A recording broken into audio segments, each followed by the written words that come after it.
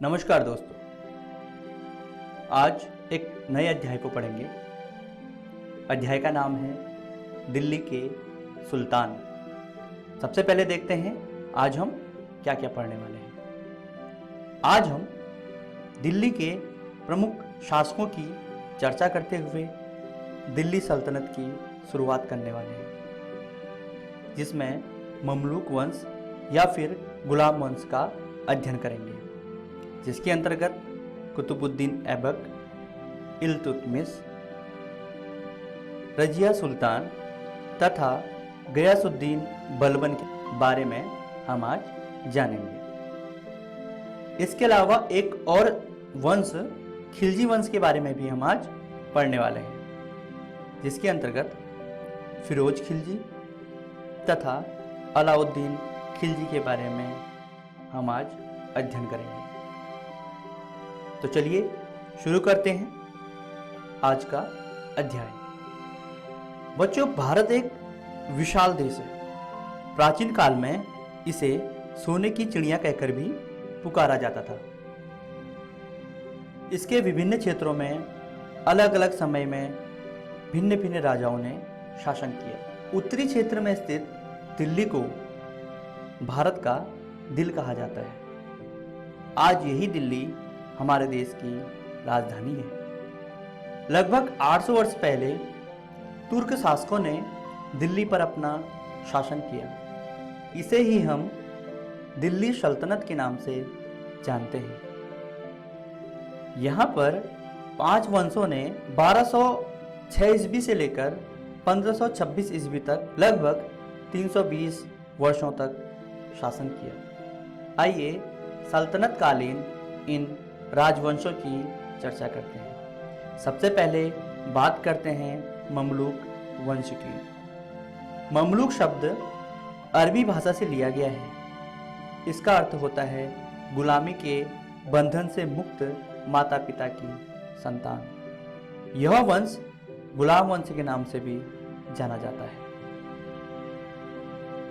तराइन के युद्ध के पश्चात से ही गौर शासक मोहम्मद गौरी ने भारत के विभिन्न प्रदेशों को जीतना शुरू किया तथा उन प्रदेशों की शासन व्यवस्था की जिम्मेदारी वह अपने गुलाम सेनापतियों को देकर वापस अपने मुल्क लौट गया। 1206 ईस्वी में मोहम्मद गौरी की मृत्यु के बाद कुतुबुद्दीन ऐबक ने स्वतंत्र रूप से दिल्ली की सत्ता संभाली। उसके समय राजधानी लाहौर थी, जो कि वर्तमान में पाकिस्तान में स्थित है। उसने दिल्ली तथा अजमेर के मस्जिदों का निर्माण कराया और कुतुब मीनार के निर्माण का कार्य भी शुरू कराया, जिसे बाद में इल्तुतमिश ने पूरा कराया था। 1210 ईस्वी में चौगान खेलते हुए घोड़े से गिरकर कुतुबुद्दीन ऐबक की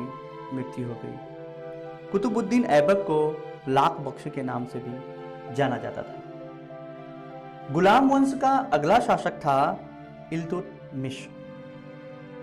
यह दिल्ली सल्तनत का एक महत्वपूर्ण शासक था।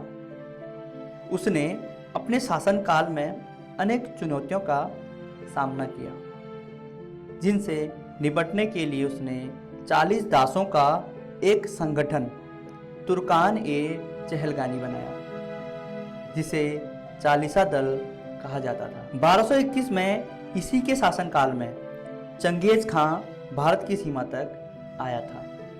इल्तुतमिश दिल्ली को राजधानी बनाने वाला प्रथम सुल्तान था। वह प्रथम ऐसा सुल्तान भी था जिसने अपने शासन का वैधानिक अधिकार खलीफा से प्राप्त किया था। इल्तुतमिश की मृत्यु के बाद उसका पुत्र रुकनुद्दीन फिरोज गद्दी पर बैठा, परंतु कुछ ही समय बाद जनविरोध के कारण रजिया को सल्तनत की बागडोर संभालनी पड़ी। वह दिल्ली की प्रथम और अंतिम महिला शासिका थी। उसने सामंतों के विरोध के बावजूद 4 वर्षों तक निडर होकर शासन किया।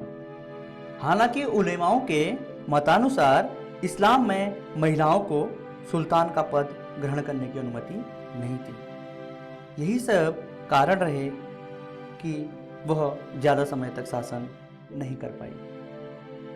गुलाम वंश का अगला शासक था गयासुद्दीन बलबन। इसने अपनी प्रतिष्ठा बढ़ाने के लिए और दुश्मनों के दमन के लिए लौह एवं रक्त की नीति अपनाई। वह निरंकुश राजशाही पर विश्वास रखता था तथा खुद को ईश्वर का दूत या फरिश्ता कहता था। बलबन ने ईरानी त्योहार नौरोज उत्सव मनाना भी शुरू किया। उसने अपने दरबार में सिजदा नामक प्रथा भी चलाई। यह ऐसी प्रथा थी जिसमें लेटकर नमस्कार करना पड़ता था। आइए अब दिल्ली सल्तनत के अगले वंश की बात करते हैं। दिल्ली सल्तनत का अगला वंश था खिलजी वंश।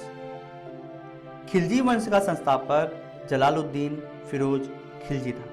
खिलजी शासकों के समय ही दिल्ली सल्तनत अपनी चरम सीमा पर थी। उसका चरम विकास हो रहा था।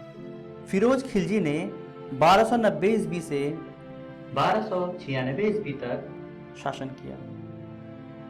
खिलजी वंश का अगला सुल्तान था अलाउद्दीन खिलजी।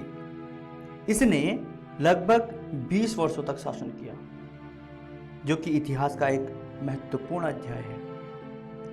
वह दूरदर्शी तथा कुशल शासक था। सर्वप्रथम उसने गुजरात तथा मालवा पर अधिकार किया। उसके बाद दक्षिण भारत को जीतने निकल गया। इन सब से उसे अपार धन संपदा प्राप्त हुई, जिससे दिल्ली सल्तनत का राजकोष भी बढ़ गया। अलाउद्दीन ने कुतुब मीनार के पास अलाई दरवाजे का निर्माण कराया। आइए अब देखते हैं आज हमने क्या क्या सीखा। बच्चों, आज हमने दिल्ली सल्तनत के ममलूक वंश का अध्ययन किया, जिसमें कुतुबुद्दीन ऐबक, इल्तुतमिश तथा रजिया और बलबन के बारे में जाना। साथ ही खिलजी वंश के फिरोज खिलजी तथा अलाउद्दीन खिलजी की भी हमने चर्चा की। अगली वीडियो में हम इसी अध्याय का अगला भाग देखेंगे, जिसमें तुगलक वंश, सैयद वंश तथा लोधी वंश के बारे में अध्ययन करने के साथ साथ दिल्ली सल्तनत के विस्तार की चर्चा करेंगे। इसके अलावा उस समय की मस्जिदों तथा न्याय व्यवस्था और कृषि व्यवस्था का भी हम अध्ययन करेंगे। आशा करते हैं आपको यह वीडियो बहुत पसंद आई होगी। धन्यवाद।